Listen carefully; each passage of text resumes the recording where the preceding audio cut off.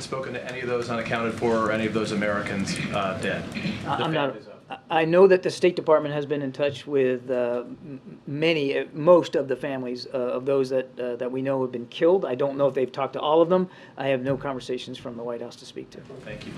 What's the level of concern that American troops who are stationed in the Middle East might be a target of Iran or some proxy forces, and are there steps being taken to secure military installations? Well, sadly, I mean, our troops in the Middle East are well familiar with the ebb and flow of security concerns for force protection. I mean, it's just part and parcel being deployed there.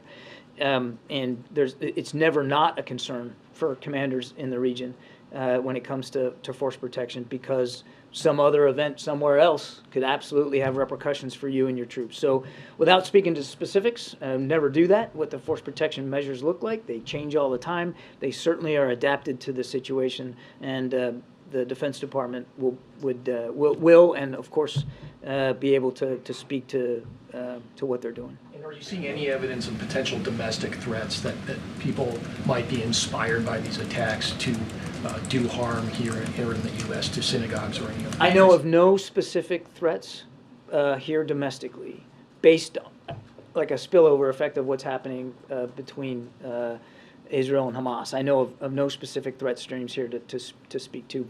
But you heard the president talk about this yesterday. We're not going to assume anything.